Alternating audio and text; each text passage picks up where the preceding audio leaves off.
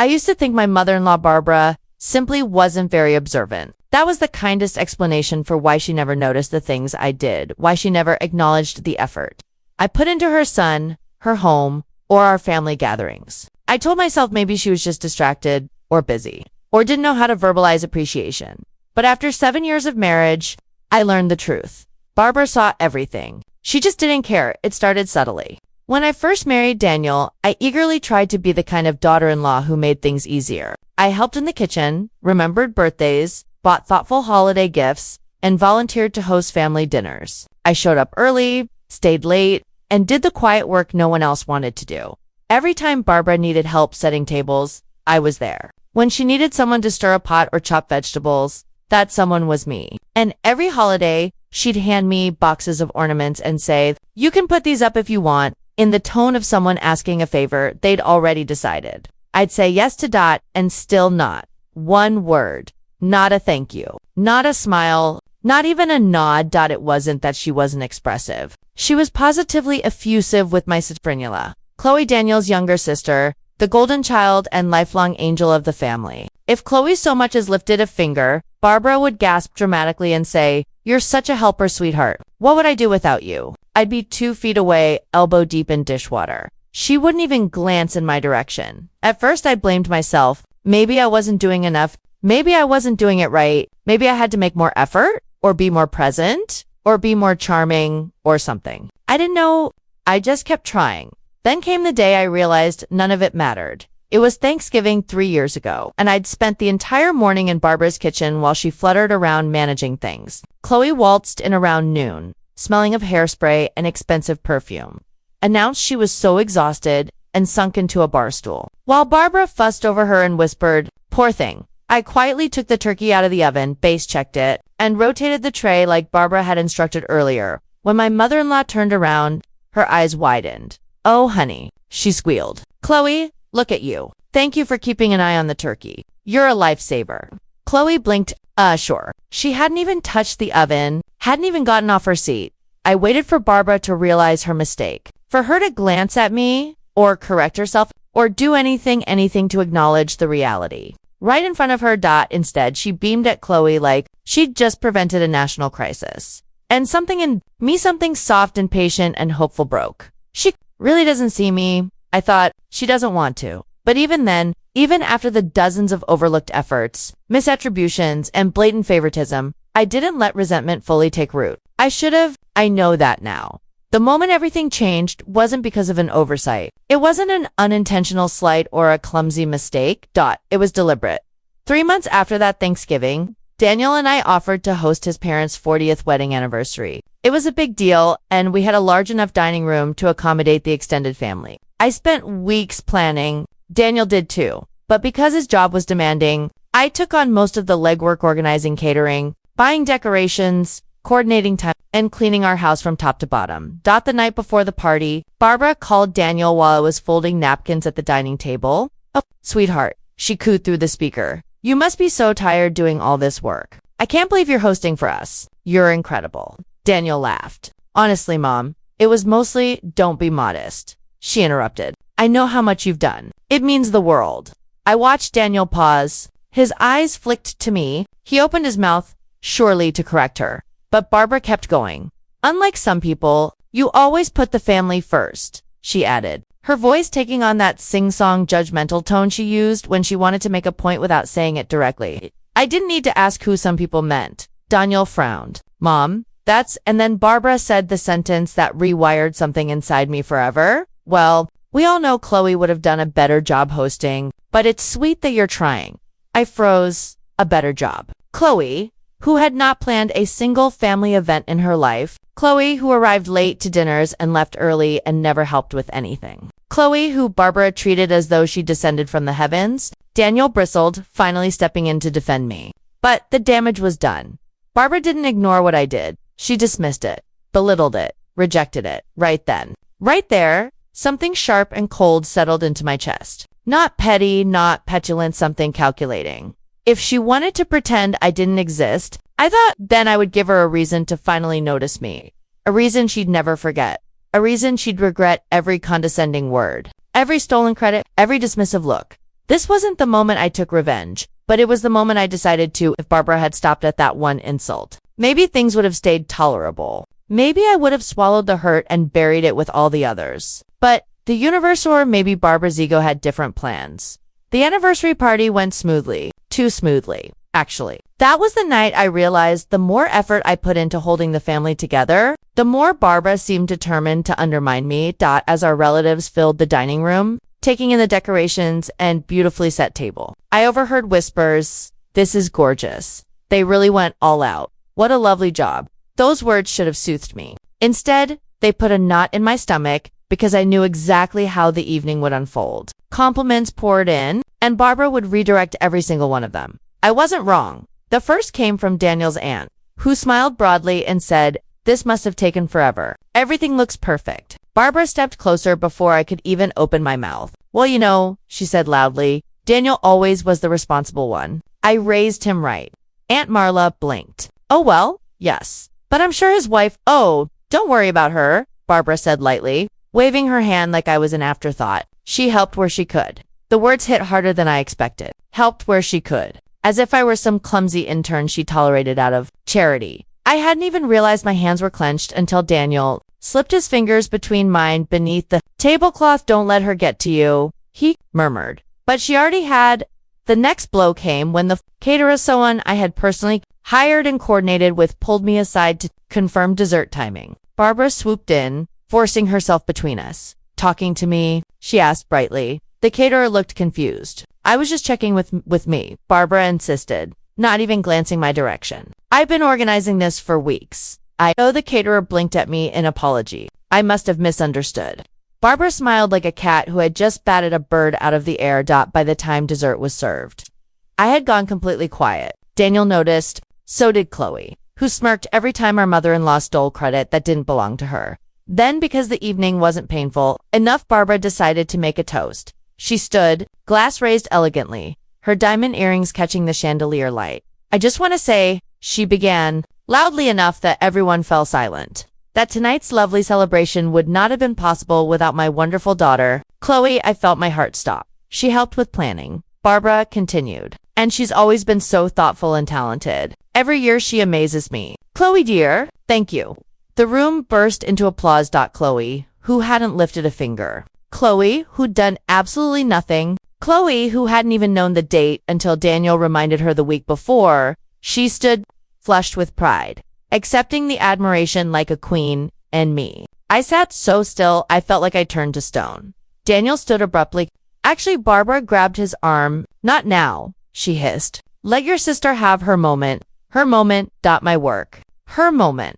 That night, after everyone left, Daniel and I sat in the quiet, dimmed-down living room. Half-eaten cake remained on the counter. A few stray napkins were scattered on the dining table. The celebration I had poured myself into now felt like a graveyard of effort. "I'm so sorry," Daniel whispered. He pressed his forehead to mine. "You know, you did everything. Everyone who matters knows." "No," I murmured, drawing back. "They don't." He stared at me, brows pulling together. "Babe, what are you talking about?" "They don't know," I repeated, voice firmer now. "You know?" "I know. But the rest of them, they only know what she tells them." "You can't let her get in your head like this," he said gently. But he didn't understand. He couldn't. For years, I had let Barbara absorb my effort and reflect it only onto Chloe. For years. I'd watched her twist reality so that the spotlight could shine on her golden child. And for years, I'd tried to stay above it. That night, I realized something crucial. Staying above it only works when the other person isn't actively dragging you down. Barbara wasn't passive. She wasn't oblivious. She wasn't unobservant. She was deliberate. She was calculated. She was strategic. The night ended with me sitting in bed, staring at the dark ceiling, replaying every slight, every dismissal, every stolen credit. And then I remembered something Barbara told me the first time I ever met her. "My children are the most important people in the world to me. I'd do anything for them." She'd said it smugly, like a warning, disguised as maternal pride. Well, if her children were the most important thing in the world to her, then I had just discovered her weakness. And if she wanted a war she didn't think I was capable of fighting, I'd show her exactly who she underestimated. The morning after the anniversary disaster, I woke with a cold, clear thought running through my head. Barbara will never see me as I am, but maybe she can see me as she fears I could be. It wasn't just about recognition anymore. It was about power, about showing her that her favoritism and dismissiveness came with consequences she had never imagined. I started small, nothing obvious, nothing dramatic. Subtlety would be my weapon. I called Daniel's Aunt Marla, who had complimented the decorations at the party, and casually mentioned the effort I had put into planning every detail. I did it without whining, without complaining, just facts, delivered cheerfully. Marla's eyes widened in surprise. I had no idea, she said. Everything looked so perfect. I just assumed it was Chloe or your mother doing it. Exactly. That was the point. Barbara had stolen credit so many times that no one connected my name to the work. Yet here was someone who could quietly start to notice. Next, I began documenting things. I made meticulous notes of every task I undertook, every preparation I handled, every phone call I made for family events. It wasn't just for MIT, it was ammunition. Evidence of her favoritism, evidence of her disregard, evidence I could use. Then came the manipulation of proximity. I realized Barbara loved being the center of attention in family gatherings. She thrived on recognition, on power, on being perceived as the matriarch who orchestrated everything flawlessly. My plan hinged on exploiting that desire. I started suggesting events she could lead while subtly ensuring her visibility would backfire. For instance, I volunteered to host Daniel's cousin's baby shower, letting Barbara believe she would have ultimate control. I even told her, "This is your chance to shine, Mom. Everyone will see how amazing you are." She beamed, proud and unsuspecting. But the truth was, I had handled every logistical detail behind the scenes, from catering to seating arrangements to the timeline of games. When the day came, everything ran perfectly, except for the parts I let her oversee. A table setting here slightly off, a timing cue for a game slightly wrong, just noticeable enough that a few observant guests raised eyebrows. I didn't make it obvious. Barbara had no idea anything was amiss. But to anyone paying attention, the flaws hinted that she might not be the flawless orchestrator she claimed to be. It was the first time I tasted the thrill of controlled chaos. I realized the power of appearance versus reality.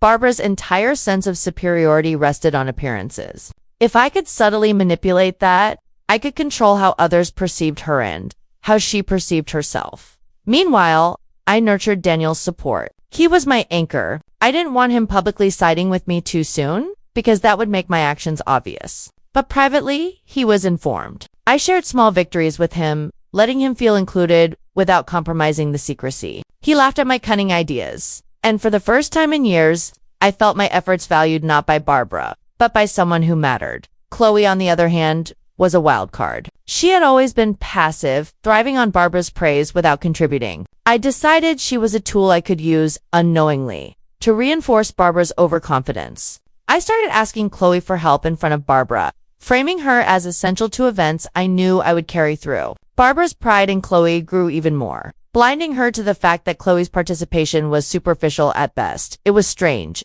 almost poetic. Barbara was effectively building the stage for her own humiliation. She was investing in Chloe, investing in her own image, and I was quietly controlling the narrative from behind the scenes. Every event became a chessboard, and every compliment she gave Chloe was a pawn I could manipulate. My plan didn't rush forward. Revenge takes patience. Each subtle manipulation was a seed, and seeds take time to grow. I had to appear normal, even loving. I smiled, helped, complimented, and deferred to Barbara in public. No one could suspect the storm I was cultivating. By the end of the month, I had achieved a minor but crucial victory. The family began noticing things. Comments like, "Wow, this event went smoothly. Didn't Chloe or Barbara organize it?" were gradually replaced by, "You really did all of this." People were beginning to ask me directly. Barbara noticed the shift to her usual aura of unchallenged authority was subtly cracking, though she didn't yet understand why. One evening, while Daniel and I were reviewing the next month's event calendar, he said, "You're really good at this. Honestly, I don't know how you keep your cool with her." I smiled faintly, letting him think it was just grace under pressure. "It's easy once you realize people only see what they want to see," I said. Inside, I felt the simmering satisfaction of knowing the first seeds had taken root. Barbara had never imagined she could be out, but she was walking right into a world where her favoritism would come back to haunt her, not through confrontation, but through the slow unraveling of her perceived superiority. The quiet revenge was beginning.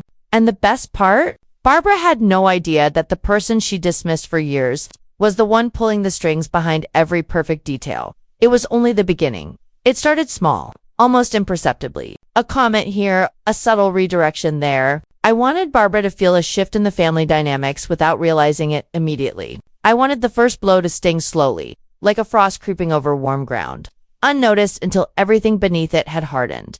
The opportunity arrived sooner than I expected. Daniel's birthday. Normally, Barbara monopolized the event, picking the restaurant, ordering the cake, choosing the guest list, and I was left with the role of helpful assistant, silently enduring her attempts to assert dominance. But this year, I had already begun planting seeds.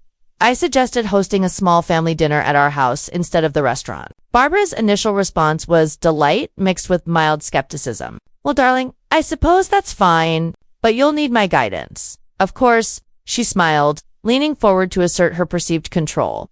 I agreed immediately. Of course, Mom. I'd love your input. But inside, I already knew the plan. Every minor decision she tried to influence, I had already subtly manipulated weeks prior. I had coordinated the catering, the table settings, even Daniel's favorite dishes. Every detail was mine, but Barbara would take the credit if anyone noticed.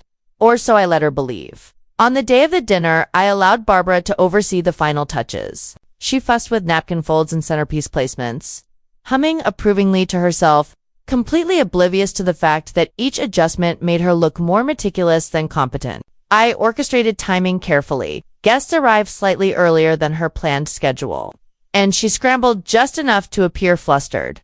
Daniel noticed the small shift immediately. "You've thought of everything," he whispered as I adjusted the wine glasses. "She doesn't realize how much of this is actually yours." I smiled faintly. She's going to learn soon enough. I wasn't worried. Patience had been my greatest ally. The moment of first blow came during the cake presentation. Barbara had already planted herself front and center, expecting admiration from the guests. I carried the cake in, followed by Daniel and a few family members. As I set it on the table, I casually mentioned to the room, I wanted to try something different. This year, I handled the ordering, decorations, and even the dessert selection. A pause. Eyes turned to me. Murmurs of surprise floated around the room. Barbara's smile faltered. She looked from me to the guests, who nodded, some whispering affirmations. Chloe's jaw dropped slightly, and she elbowed her mother in quiet shock. Barbara opened her mouth to interject, but no words came out. I allowed a beat of silence, just long enough for everyone to register the truth. Then I smiled, casually cutting the first slice. I thought it would be fun to do something a little more personalized for Daniel. I hope he likes it. Daniel's eyes were wide, filled with awe and a touch of pride. He leaned close, whispering, "This is brilliant." They're actually noticing. Barbara's composure began to crack. She tried to regain control by stepping forward and loudly claiming, "Well, I suggested some ideas too, of course." But it was too late. The acknowledgement had already shifted. The family, subtle but perceptive, now understood. I had been the force behind the event. Barbara had tried to take credit, and she had failed. The first blow was complete. It wasn't dramatic or confrontational, but it was effective. Barbara retreated into quiet indignation for the rest of the evening, forced to smile at the compliments directed at me while pretending nothing had changed. She spoke less, observed more, and, most importantly, began to doubt her previously unshakable authority. Chloe, too, was shaken. She had thrived in Barbara's shadow, benefiting from unearned praise and the assumption of competence. Now, she couldn't rely solely on her mother's favoritism. She was learning, slowly and painfully, that the spotlight could shift in unexpected ways. I didn't celebrate loudly. I didn't gloat.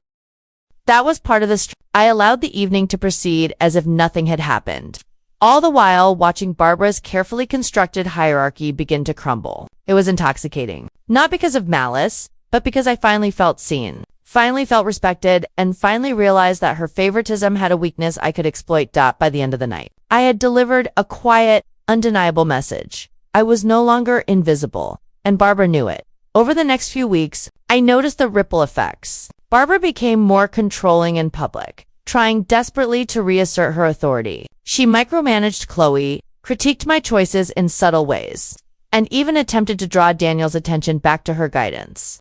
But every move she made played perfectly into my hands. Each time she overreached, the family saw through it. Each attempt to reclaim control subtly reinforced my competence in contrast. It was the beginning of a pattern. Every event, every gathering became an opportunity. Barbara's need for recognition would always work against her. The more she tried to assert herself, the more the truth about my abilities emerged. Chloe's insecurities began to surface as well. Though she still didn't realize she was being used as a pawn in the larger game, I had planted the first seed of revenge and it was thriving by now. Barbara's behavior had shifted noticeably. The dismissive smiles, the patronizing compliments, the subtle erasures of my efforts, these had all begun to erode, and I could see the cracks forming.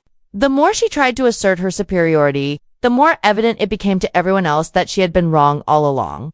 I decided it was time to escalate. Subtlety had done its work. Now, the plan needed a stage large enough for Barbara to see the consequences of her favoritism clearly.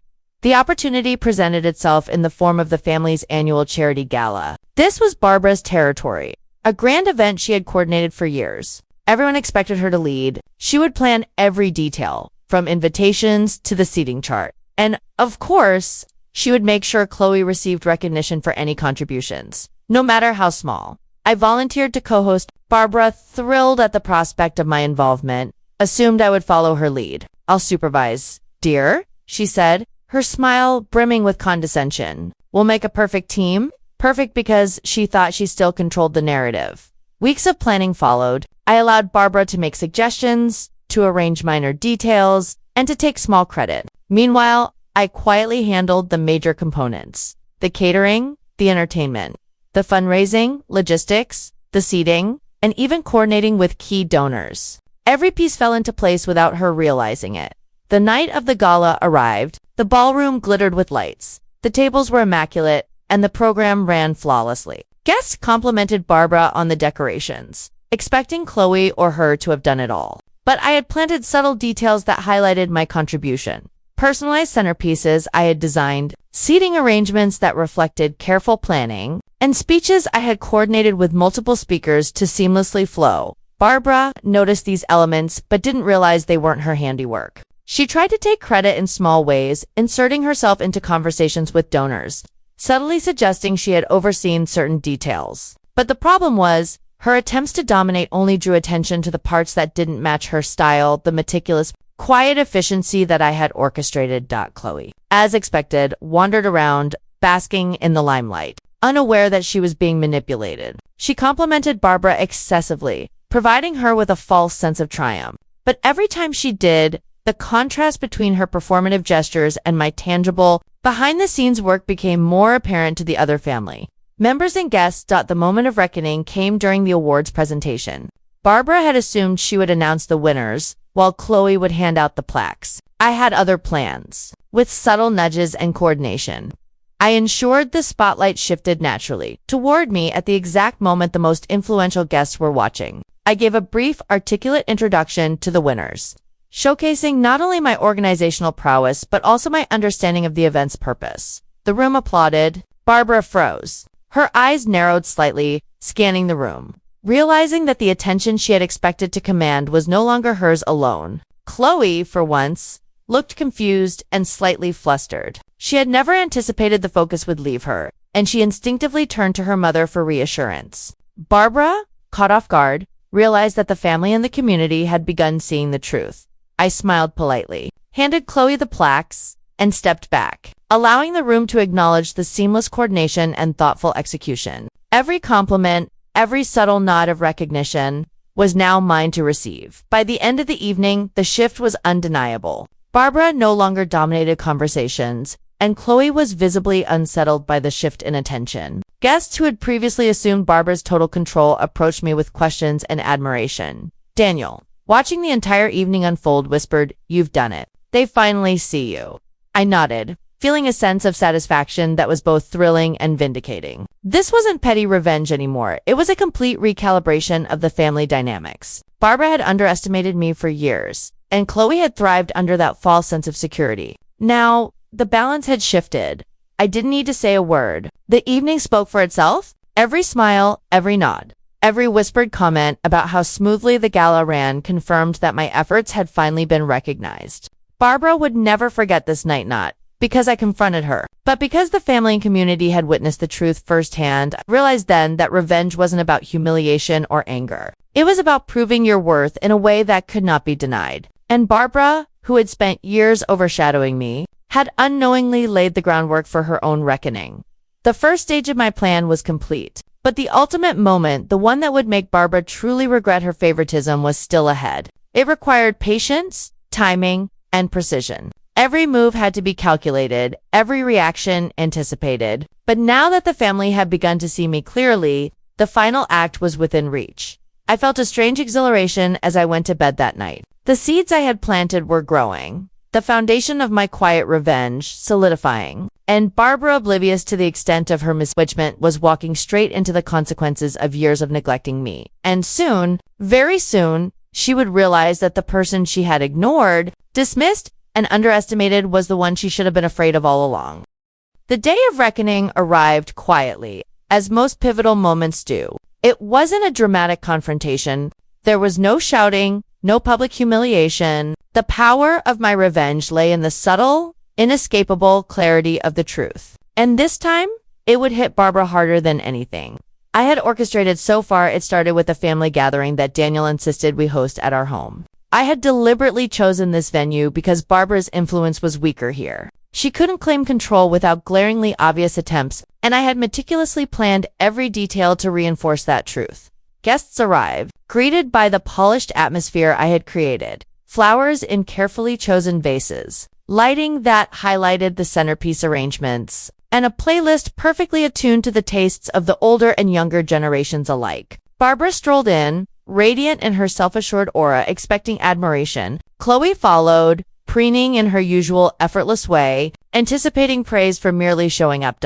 I welcomed everyone warmly, effortlessly controlling the flow of conversation, the seating arrangements, the distribution of food and drinks. By now, my confidence had become second nature. And Barbara, for all her experience in managing families, sensed a subtle shift in the dynamic. The first subtle blow came during the casual introduction portion of the evening. A few relatives, including Daniel's Aunt Marla, began asking detailed questions about the decorations, the appetizers, and the arrangement of the gift table. Each time, I answered with composed authority, detailing how I had sourced each item and coordinated every aspect. Barbara's attempts to interject were politely but firmly brushed aside by others, who now listened to me as the knowledgeable host. Her expression shifted from smug satisfaction to tight-lipped irritation. She was still charming enough to maintain composure, but I could see the realization forming in her eyes. She had been outmaneuvered in her own family, in her own element. Next came Chloe's moment, the part I had orchestrated with deliberate precision. I had asked her, weeks in advance, to prepare a small speech about the importance of family. I coached her subtly to emphasize teamwork and the value of acknowledging everyone's contributions, without ever mentioning my name outright. When Chloe delivered her speech, the guests naturally inferred that the person who had planned the gathering, the one managing every detail behind the scenes, was being referenced. The weight of the compliments fell on me, yet Chloe, unaware of my subtle guidance, looked to her mother, expecting validation. Barbara froze. Her usual reflex to bask in Chloe's projected glory fell. The family began noticing what she had never wanted them to see. I was the one who had orchestrated everything. While Barbara's contributions were minimal, superficial, and largely performative, by the time dessert was served, the shift in attention was undeniable. Barbara tried one last maneuver, stepping forward to comment on the cake selection. But Daniel, sensing her need for control, subtly interjected,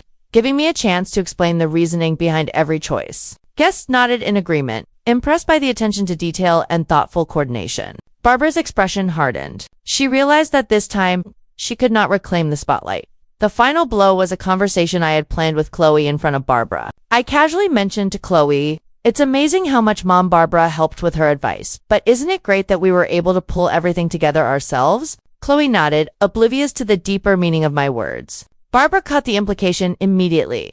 The room had begun to see my role as the central organizer, the one deserving recognition. Barbara's smile faltered, a flicker of shock passing across her face. She opened her mouth to respond, but no words came. For the first time, she realized that years of favoritism toward Chloe, years of undermining me, had left her exposed. The family now had clarity. The credit she thought she had monopolized was gone, and Chloe had no substance to compensate. I remained calm, composed, and polite throughout. There was no gloating, no confrontation. The quiet effectiveness of my strategy made the impact all the more profound. Barbara's self-assured facade cracked, replaced by a subtle but unmistakable dread, the realization that the person she had ignored, dismissed, and underestimated for years had finally reclaimed her rightful place. Later, Daniel and I retreated to the kitchen to clean up. He smiled at me, shaking his head in disbelief. "You did it," he whispered. "They finally see you. She finally sees you." I nodded, a quiet satisfaction warming me. "It's not just that they see me," I replied. "It's that she finally understands she can't erase me anymore." From that evening on, the dynamic in the family changed irreversibly. Barbara remained present, still charming and still polite, but her attempts to dominate and favor Chloe were now tempered by awareness that I was no longer invisible and that any effort to overshadow me would fail. Chloe, too, learned to tread more carefully, understanding, in her way, that admiration must be earned, not inherited. In the end, revenge wasn't about malice or humiliation, it was about justice, subtle but undeniable. I didn't need to humiliate Barbara publicly. I simply needed to reveal the truth, orchestrated with patience and precision, until the family recognized it themselves. Barbara never openly acknowledged it, but I saw it in her eyes. Regret. Regret not just for favoring Chloe, but for underestimating me for so long. And that was more satisfying than any confrontation, more fulfilling than any verbal victory. The years of being ignored, dismissed, and overshadowed had finally culminated in a quiet, irreversible triumph. I had reclaimed my place, proven my worth, and left Barbara to reflect on every misstep she had made. And in that quiet satisfaction, I realized the sweetest revenge is not loud, it is inevitable.